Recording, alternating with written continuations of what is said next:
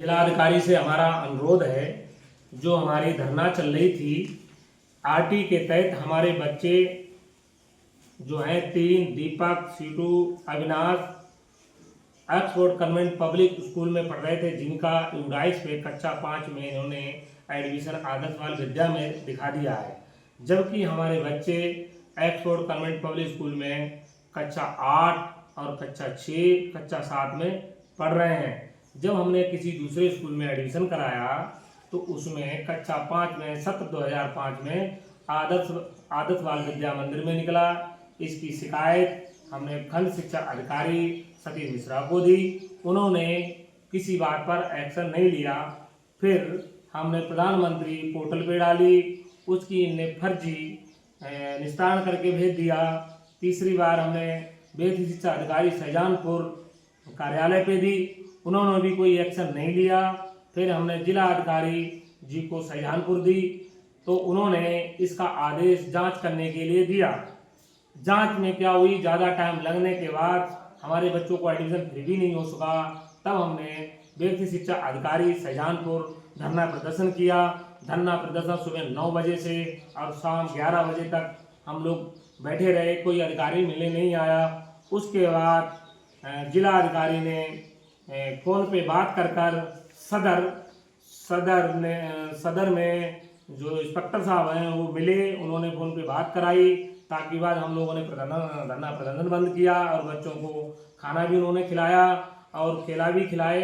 सुबह मुझे ये आश्वासन दिया है कि कार्रवाई हो जाएगी, पर कार्रवाई नहीं हुई। उसके बाद उप जिला अधिकारी सदर ने फ़ोन पे बात करके और मुझे FIR कराने का खंड शिक्षा अधिकारी को आदेश दिया। FIR ने ये किया है उसमें कि सबको निकाल करके अकेले मुकेश पर FIR कराई और उसके बाद उसे बता दिया कि आप स्टे ले आओ। ना तो उसकी कुछ गिरफ्तारी की गई, ना आज तक कोई कार्रवाई की गई।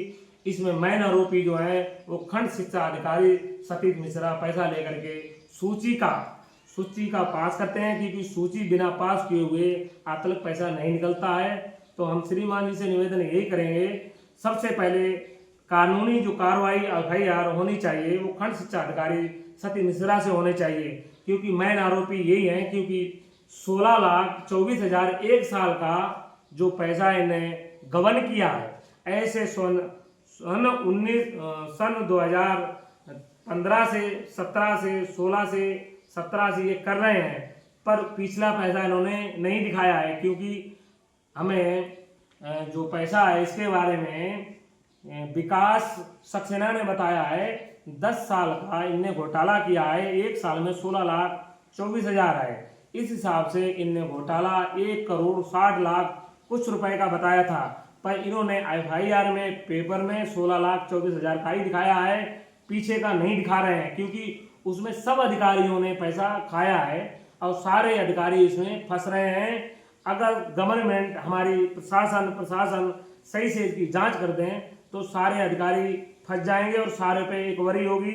इसीलिए ये लोग नहीं करना चाहते हैं। दिव्या गुप्ता से हमने बार बार रिक्वेस्ट की कि इसकी सही से जांच कर दो, जिससे हमारे बच्चों का भविष्य बिगड़ रहा है ये बन जाए और बच्चों का भी बिगड़ रहा है। कई लोगों के आधार कार्ड खराब हैं, कई लोगों की माँ का नाम चेंज किया है, दूसरी माँ का नाम लगा दिया गया है।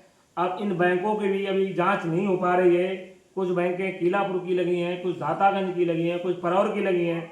तो श्रीमान जी से निवेदन है हमारा कि क्या इतनी दूर की बैंकों के खाता लग सकते हैं? क्या इतनी दूर के बच्चे इसमें पढ़ सकते हैं? क्या इतनी दूर 70 किलोमीटर बच्चे का उसमें छात्रवृत्ति में या RT की सूची में नाम आ सकता है? क्या ये नियम लागू है?